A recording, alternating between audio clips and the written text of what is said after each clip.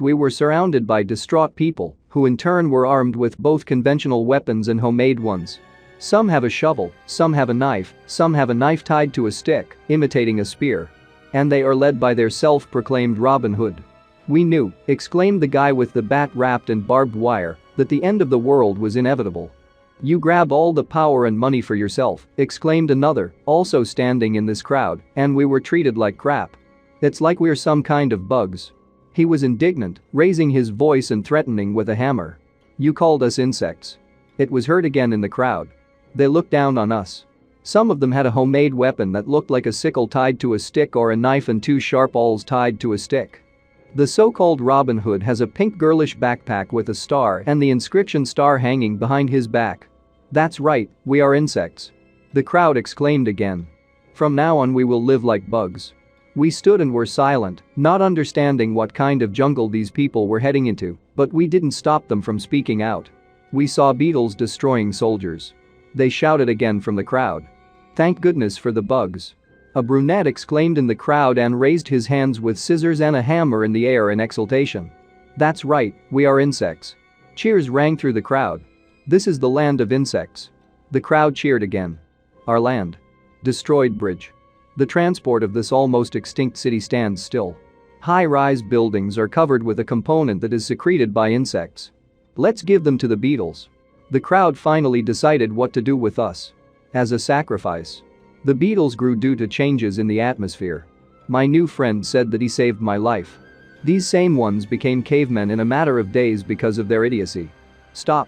Suddenly, a voice was heard from behind the crowd, causing the cheers of the assembled crowd to subside. And we were surprised. The crowd parted, whispering about something, letting something pass. The body of a man, the head of one of the insects, but in proportion to the body. He walked slowly, heading towards us. "Shepherd. Shepherd." The crowd began to shout again, raising their weapons into the air. "Guide us. Shepherd." I looked at this something and forgot how to blink and breathe. "What the hell?" I swore. In the hands of this one, something that seems painfully funny, was a book. "And this book is the Bible." "They are only sinners," said this insect man. "Wanderers lost in this confusing world. Let us not know who they were before. We have to give them a chance. A chance to become one of us." The insect spoke without taking his eyes off us. "Lay down your weapons and repent of your sins." The so-called preacher spoke and raised his right hand, as if to bless us. "Repent and be blessed." Heh. The gray-haired man chuckled and began to look for something under his jacket. A couple of moves and he fished out a hand grenade.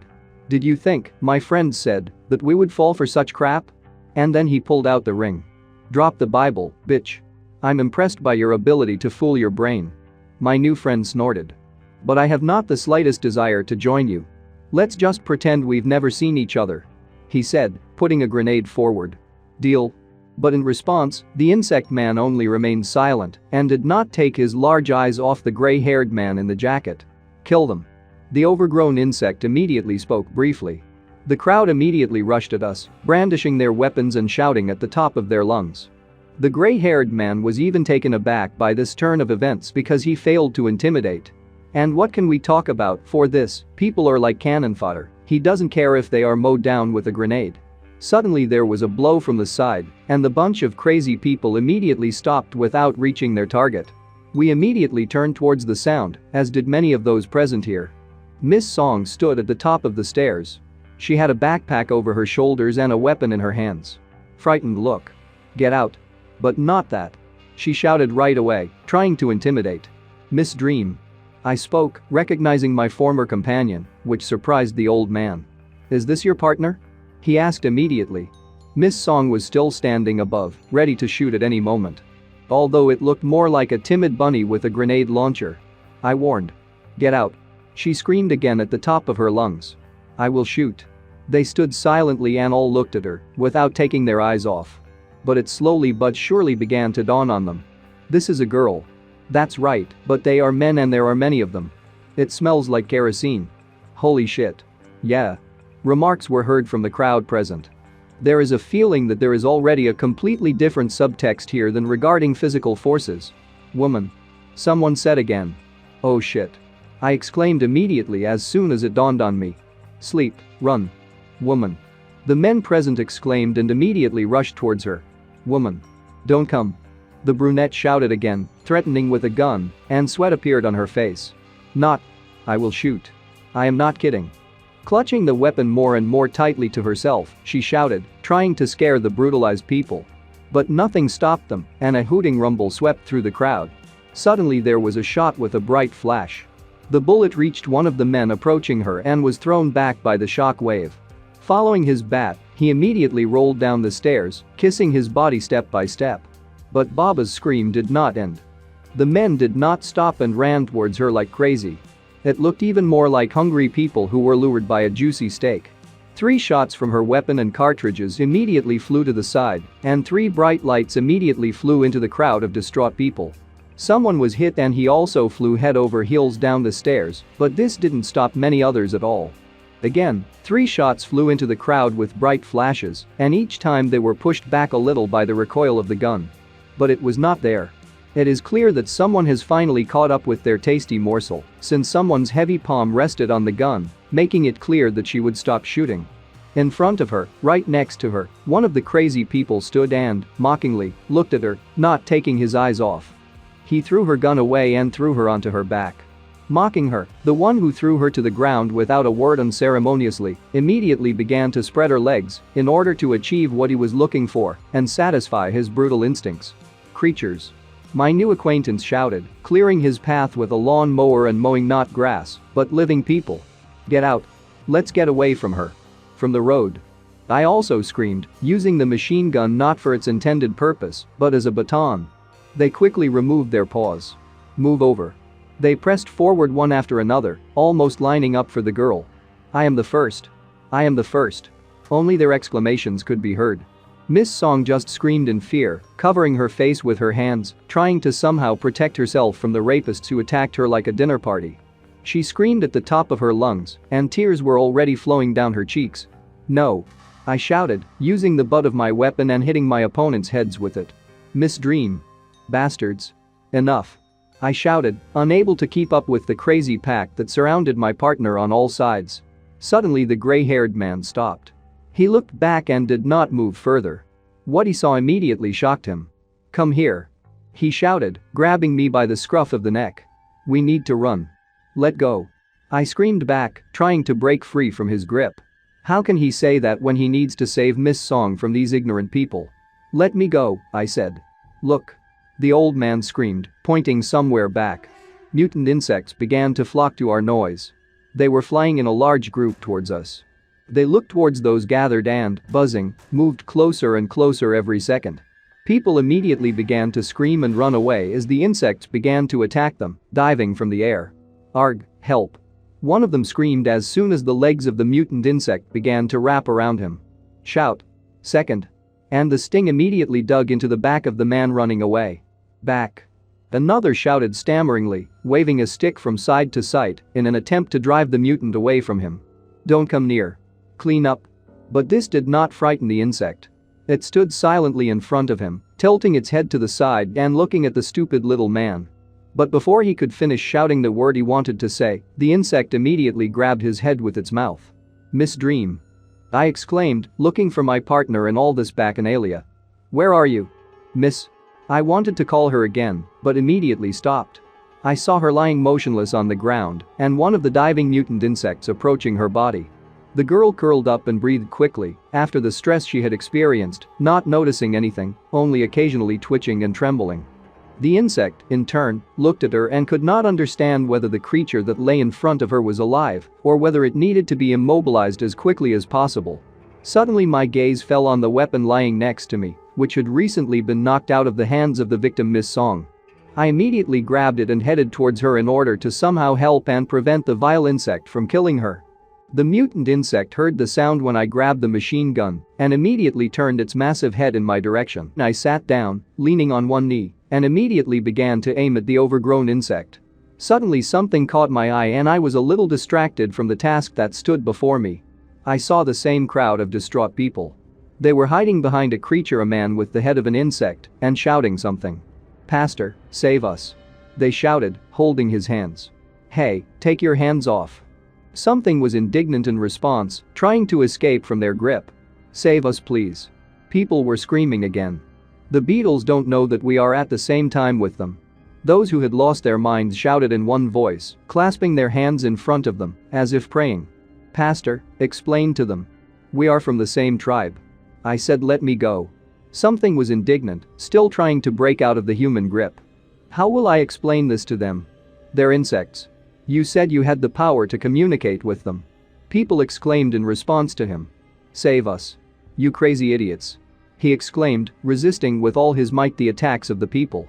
How can I talk to them? Stop pushing. It was all a lie. But it was too late. They released him, pushing him forward. And here he is, face to face with a mutant insect. Damn. The man with the head of a beetle exclaimed, taken aback by what he saw. The people who had gone crazy and pushed him forward began to echo almost with one voice. Oh gentlemen. Lord. Lord. And then they fell on their faces. The man in the insect mask immediately began to scream, taking out a pistol from the inside pocket of his jacket at that moment. The insect silently looked at this whole circus that was unfolding in its field of vision and only twitched its antennae once. Suddenly, something like a proboscis burst out of the mouth of the mutant insect, and these claws headed towards the masked man. They clicked and scarlet drops of blood immediately scattered in the air. The man stood there, holding a pistol in one hand, and in the other was not a Bible at all, but some kind of purse with a lock in the shape of a book. The purse immediately fell to the ground, and multicolored crisp bills jumped out of it into the air. Green, bright yellow with faces full of them. Due to the blow of a gentle breeze, the banknotes with the face of a man on some and with the face of a woman on others immediately began to spin in the air. People immediately ran into the scattered area, screaming loudly because of the fear that had run through them and dropping their weapons, which they themselves had made not so long ago. The insect turned around and glared menacingly in one direction. But there was only emptiness. I ran as fast as I could, with my weapon at the ready and with Miss Song throwing her arm over my shoulder. Breathing heavily and frequently due to the load and fast pace, I approached the road, which is occupied by abandoned cars lined up in a chain, passing some mini structure made of stripes that resembled a rocket. I bit my lower lip and, overcoming the pain in my muscles, tried to squeeze out all my strength in order to get to the place I needed. But I didn't have enough stamina, and soon I fell along with Miss Song onto the asphalt, painfully hitting my knees and hands. My leg. I whined stutteringly, holding my leg, which I pressed harder against the concrete masonry. It hurts so much. I cannot. My body was trembling from severe overexertion, and my muscles were constrained by unbearable pain. I couldn't stand another injection of pain and immediately screamed, unable to contain myself. Miss Song immediately crawled up to me and shouted, "Boss, pull yourself together. To at least somehow support me. Come on," she said, looking around, but I just whined in pain, clutching my legs. "Let's."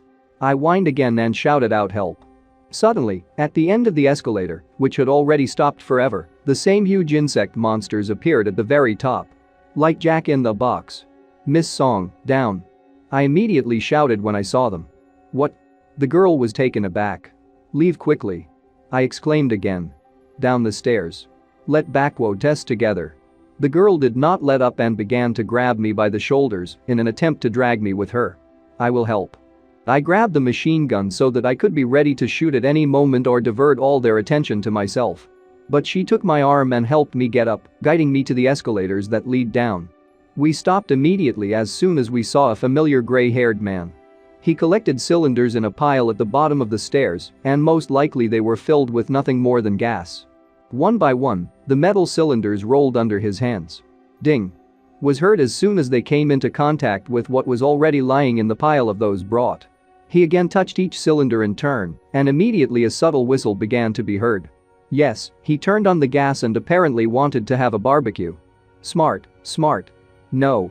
Wait. I exclaimed immediately, drawing his attention so that Miss Song and I would not end up as a seasoning for the main course. Don't light it until we get down. Shut up and come down already. He shouted back, looking in our direction. When it's necessary, I'll blow it up. I began to breathe quickly moving my brain, thinking about how to quickly get to the bottom, and so that the old man's plan would not be in vain. Without hesitation, I immediately grabbed Miss Song, who immediately almost squealed from such surprise.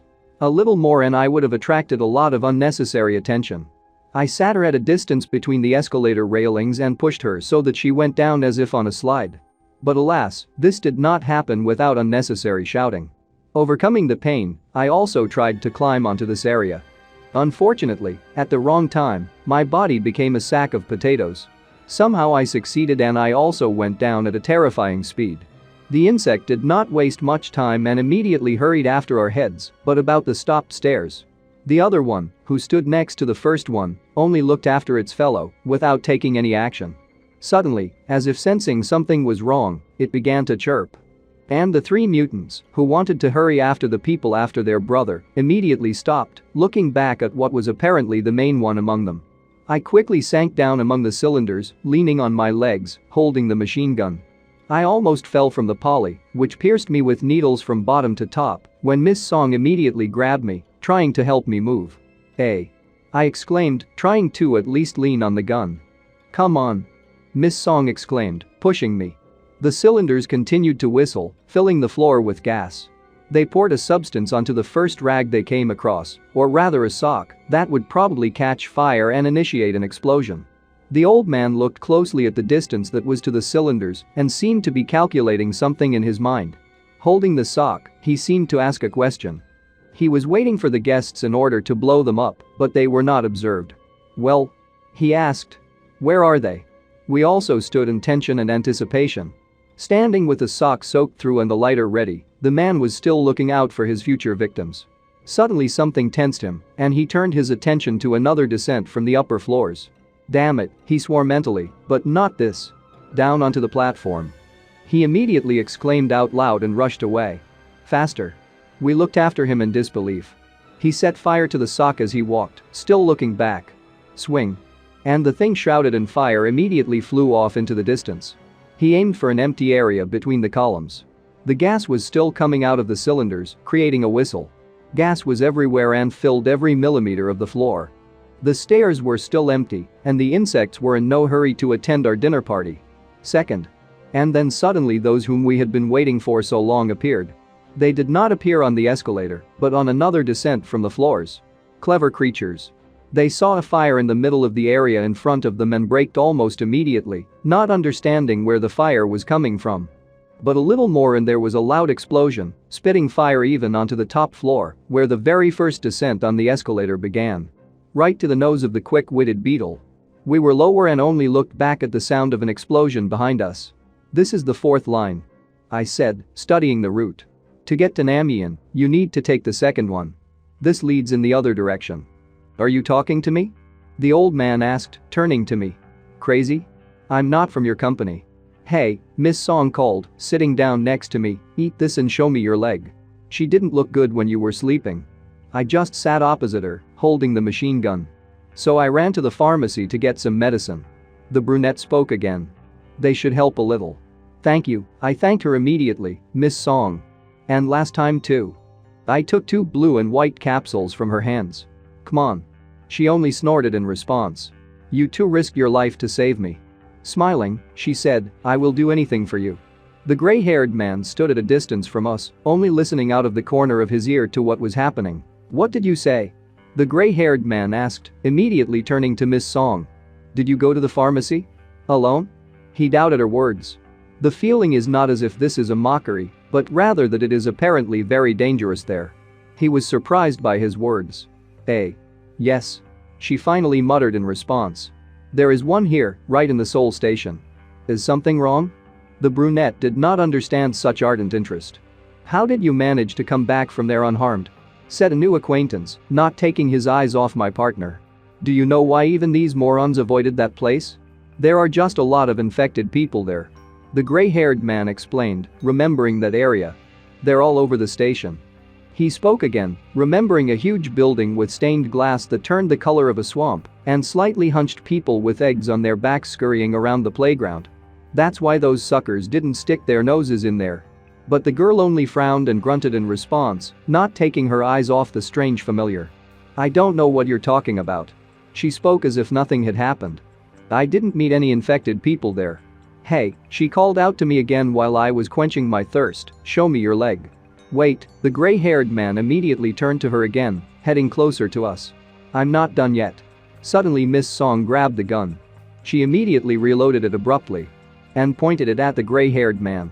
"Stay away," she said, aiming almost point blank. "Even though I'm a woman, I can stand up for myself. I am grateful to you for saving us. However, this does not mean," she said angrily through her teeth, "that you are in charge here." The gray-haired man just stared at her in silence, without saying a word and not moving from his place anymore. I tried to get up and break their stupid quarrel. A quarrel that no one really needs at the moment. "Hey, don't do that. He means us no harm." "But your leg." Miss Song immediately ran up to me. "She's fine," I said. "Nothing is broken. I took a painkiller a minute ago." "Don't be stubborn," the brunette exclaimed in response. "Let me see, it might be broken." "Even so," I said, not even looking in her direction. "There's nothing we can do about it. On one of the walls there is a small box of a red shade. Portable emergency light source. Says the inscription on it." I took one of the flashlights. And then she took Miss Song under her arm, and we went on from the dead point. "Let's go on the rails," I suggested it right away. "Wait." Suddenly there was a sound behind me. This was addressed to us by a new acquaintance with whose fate we were connected by the current cataclysm. "Why did you want to get to Namian?" the man immediately asked. "Evacuation center," I said in response, without turning around at his voice. "My wife and daughter can be there." The man seemed to grunt in response. "An evacuation center?" We were walking along the rails, making some noise. Clink. There was a sound and bounced off the walls of the subway tunnel. I walked, leaning on one side on Miss Song, on the other on the machine. And most likely it was the second that created this sound that broke the silence. We suddenly stopped and immediately looked back without looking back. "Well," muttered our new acquaintance, who was walking peacefully behind. "I'd better get there too if I want to survive. Let's walk along the tracks to Shinyensang station." The brunette spoke to Tom in response. "There's a hospital nearby." We were taken aback and were afraid to breathe, paying attention to the edge of the rails passing under us. Clattering along the metal beams with a multitude of long legs ran none other than a centipede, but of the same large size as mutants above the ground. Miss Song immediately clenched her teeth, looking at this monster, and could not say a word, only mentally began to ask that this monster would go away from them faster. "Come on." She spoke as if nothing had happened, as soon as the monster disappeared into the darkness behind our backs. "It's still safer here than upstairs." And we set off again, breaking the silence with the sound of the gun touching the rails. 3 silhouettes were walking forward, shining flashlights in front of them. I began to breathe frequently due to muscle tension and long walking sleep from carrying ballast in the form of me. And the gray-haired man calmly followed, without straying from the path. Calm and measured. He was still following us, directing a stream of light from the flashlight at our feet. Suddenly he was taken aback, seeing something and stopped. "Stop, freeze," he immediately ordered us. A thin thread artfully stretched a couple of centimeters above the rails. By detours, it was attached to the ring on a small grenade attached to a stick. "What's it?" I immediately asked, amazed at the clever mechanism. "It seems," the old man said, inspecting the trap, "that someone up there doesn't like visitors." "Hands up." Suddenly a scream rang out, cutting through the oppressive silence. "If you twitch, I shoot." Back to back. Back to back. Again there was a cry of someone's voice that was unknown to us. "Wait," I immediately exclaimed, raising my hand up. "We're civilians. We don't know the password. There is only an old man, a woman and a wounded man." I shouted into the darkness of the receding subway track. "Don't shoot." Suddenly, a flashlight shone sharply in our direction. So bright and unusual after the darkness and the dim light of our flashlights. A couple of soldiers peeked out of the passages on the sides, at the ready with a gun. They also had a camouflage uniform and the inscription Unity on their helmets. "Hey! Put the gun on the ground," one of them exclaimed again. "This is my crutch," I began to retort, covering my face with my palm from the bright light. "I can't stand without it." "Put it on the ground," the soldier shouted again. My argument had no weight for him. Without thinking twice, I immediately put the gun on the ground. I was still holding the machine gun, but I put my other palm up. I immediately let out a kind of sob from the pain that appeared as I changed my support to the newly sore leg. "Boss!" Miss Song immediately exclaimed and rushed to my aid, while the first soldier squinted at the second. "How are you there?" One of them asked for the sake of decency, most likely. "I'll remove the trap." They approached us while I was writhing on the rails from the cutting pain. "Hey," the second soldier exclaimed when another soldier looked out from around the bend, "report to the platoon commander." There are 3 civilians here. The gray-haired man looked at the military that we met and just chuckled. They're just boys. The metro station we arrived at was numbered 429 and named Sinyensen. Blankets are spread on the floor at the station. Couples with children live here. About 5 adults, 10 children, including a baby. We passed by them, looking at the looks of those who had tasted the pain of this life. A life that has put this heavy burden on their still unprepared shoulders. I was surprised by the amount that could be saved. It's not enough, but it's something more than nothing. But I also tried to look for my family, whose salvation I had hoped for and had been waiting to meet them for so long. But I didn't find them. Excuse me, Corporal. I immediately turned to the military man walking in front of us. Is it possible to contact people outside from here? Is there any way to get through to my family? The soldier who led us was immediately puzzled. Well. He hesitated immediately, and the facial expression changed to sympathy. It won't work right now. Is it that bad? I immediately asked. What did you say? There was a shout somewhere ahead and we were immediately distracted by it and looked ahead. We can't leave this place. The man shouted in the face of one of the military. Sir, as I said. It can be seen that a man in a military uniform began to explain in a new way. We're cut off. Said the man with the inscription Unity on the helmet. We're still holding them back, but we're running out of ammo. We need to take another safe shelter while we still have something to shoot with. It's impossible. The civilian started shouting again, without slowing down his tone. There are only old people and children here. It's not as easy as you think. How far can they go? We have to wait for the rescue team. The civilian spoke again, while the military man looked away from his face. Can't you contact anyone? Of the last hopes, the man asked the military more calmly. Answer me. But again there was only silence. We silently watched this picture, taken aback by what we heard. Not even an army is capable of defeating bugs? The man spoke again, still shaking the air. Are you really that useless? That's not so. Finally, I found the soldiers answering words and gave my voice. If there are bullets, then we can destroy them. In fact, our division has advanced all the way to Jongno. But there were too many of them. We were outnumbered. The tank moved slowly along the city road, while a huge swarm of insects began to fill the space of the sky. No matter how much we killed, we still couldn't beat them. We were pushed back and surrounded. Told the military. Our division was dispersed, and only small isolated groups remained of it. We have built fortifications for the survivors, but they won't last long. We need to get out of here as soon as possible. But why? The gray-haired man was puzzled, looking around at the people who lived here in the whole situation. It's easier to defend here. According to the reports of the patrollers, the military said again, the bugs are guarding this building. 2 men in military uniforms on the surface are watching the entrance to the building over which 2 huge mutant individuals are flying. They arrive more often and stay there longer and longer. Bugs will come before the rescuers.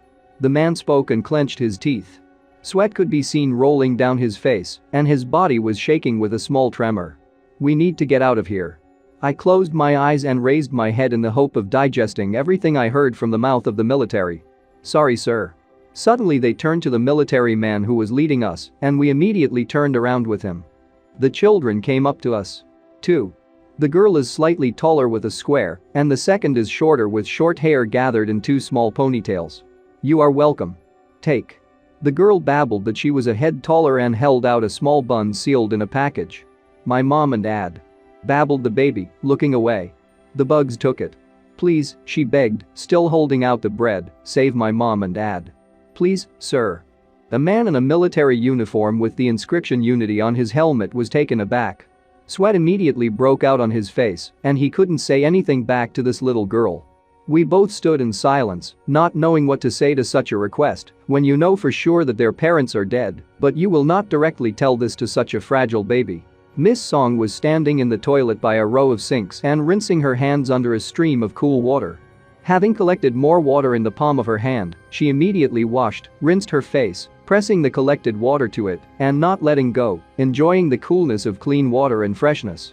On the tip of her finger, she squeezed out a little ointment with the name Bushidan. The tube is in principle small. The baby is about 10 grams. She put it on her neck.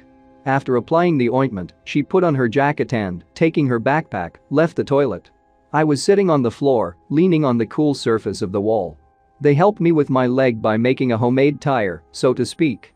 I was still confused because before my eyes, there was still that scene with bread and small children who were asking for help.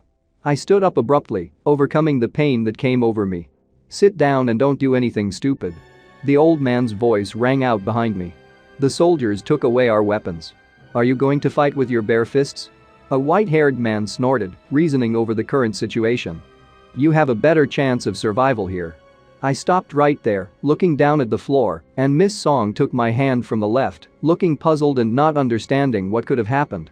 "Sorry," I said. We approached the place where the soldiers themselves settled, a little away from the civilians under a large sign "Free Haircut." There were also wooden boxes stuffed with something, weapons, some cylinders, so to speak, suitcases assembled.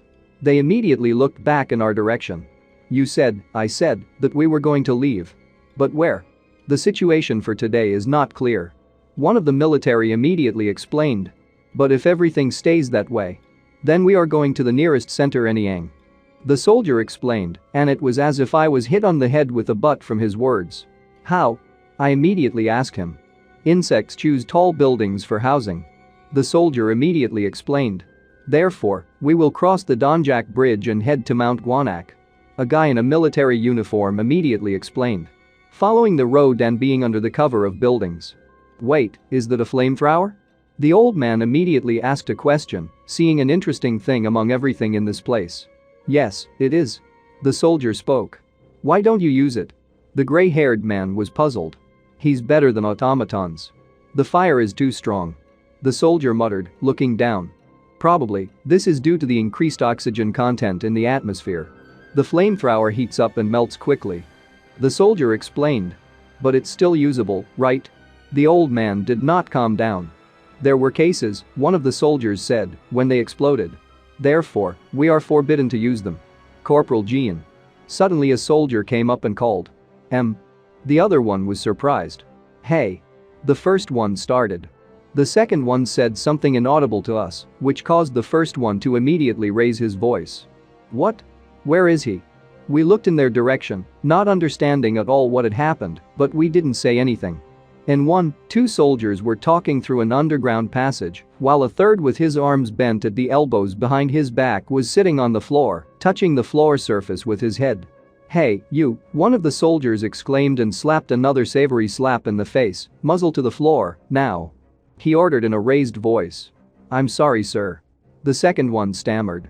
I said, "Face to the floor." The first one exclaimed again. "Move it, bitch." "I'm sorry, sir." "Corporal Jian," came a voice behind the soldier, who was slapping his cheeks and demanding obedience. "What are you doing there? Stop fucking kicking."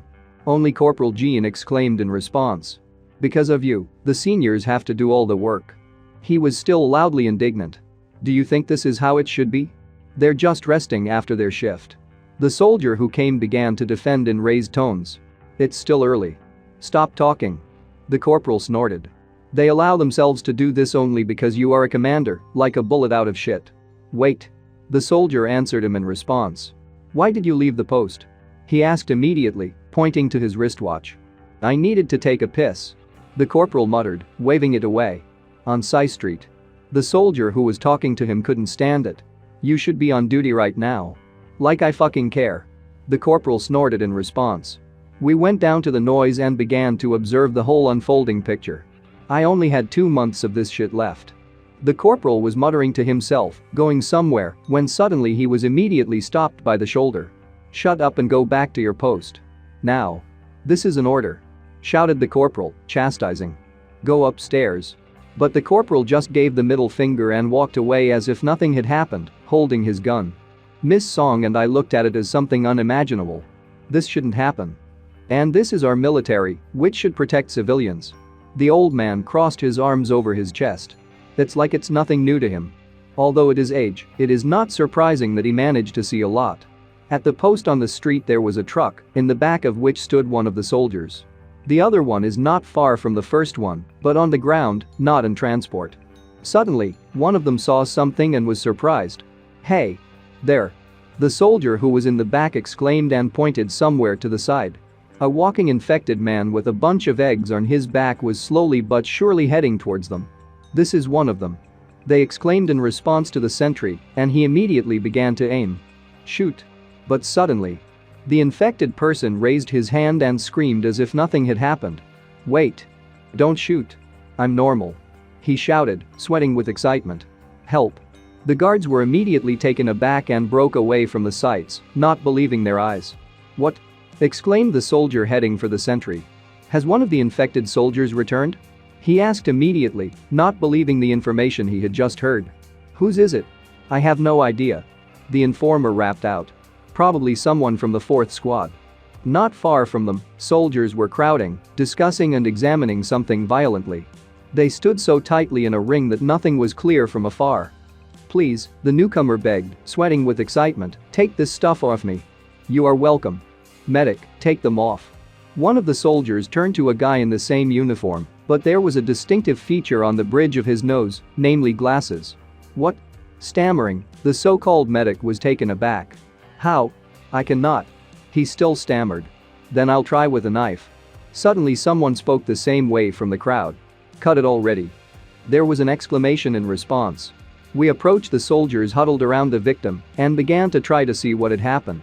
What interested them all so much? Hey, a new acquaintance called out to us and pulled us by the shoulders. Come here. What? I immediately asked, not understanding what he wanted from us. Now. He only spoke in response. The man took us away from them, looking around strangely. We approached the so-called mini-military warehouse while everyone was distracted. There was a submachine gun and still that flamethrower that once attracted the attention of this old man. Take it. He said immediately. What? What for?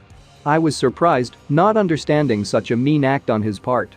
They still don't know, said a new acquaintance, how to use it, so we take it for ourselves. And we're leaving now. We will die, the old man said, looking around, if we stay with them. Transfer civilians across the bridge? He snorted. They won't last 5 minutes. It is better to move in small groups. He continued in the same way, and his aura seemed to be pressing on me. It's much safer that way. Let's go. Faster.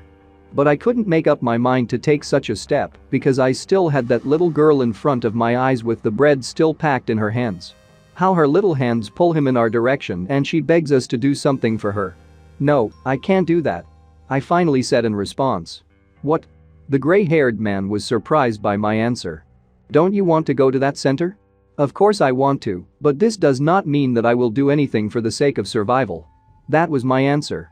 Miss Song looked at us and didn't say a word without breaking our dialogue. But my words obviously struck the girl. The man made a grimace and sighed with displeasure. It's not easy with you. A place in one of the corridors where the soldiers still clung to the infected. Okay, finally the so-called medic decided, still sweating from the strain, let's try to cut it off. He was holding a sharp knife. Turn around. But suddenly the infected person seemed to enter a state of hypnosis and raised his left hand up. What are you doing? The medic was surprised. I said turn around. He was taken aback before the action of the infected. Not raise your hands. Suddenly, with a clang, some metal part flew down. And when they raised their eyes to the raised hand of the infected, they were horrified. The infected person was holding a grenade in his hand. K400 hand fragmentation grenade plastic composite substance of type B A fragmentation grenade of remote action. The explosion occurs 4 to 6 seconds after removing the pressure lever. The radius of continuous damage is 5 meters, the radius of possible damage is up to 35 meters. Back! Someone shouted right there. Many immediately rushed into the scattering. Someone immediately began to hold the infected person's hand, another immediately rushed to the grenade with a helmet. A loud explosion. And we were immediately shaken. What is it now? I said, looking at where we were not so long ago. From around the corner, only clouds of smoke rose into the air and some kind of whistling. Outside, they also heard a loud explosion and wondered what could have happened there. And the ground immediately began to shake for a while. Is that something that exploded down there? The guards immediately exclaimed, paying attention to the entrance to the subway. Hey, look. The one who was standing in the back of the car immediately pointed somewhere to the side. It is not surprising that a loud explosion was heard, and a crowd of walking infected immediately began to head in their direction. Hundreds, maybe thousands of walking time bombs that can cause mutant insects at any moment. They were armed, and the devil knows what they would get into an infected head. We run to the subway. One of the guards immediately shouted. Let's get out of here. And the infected, noticing them, immediately accelerated their step in their direction.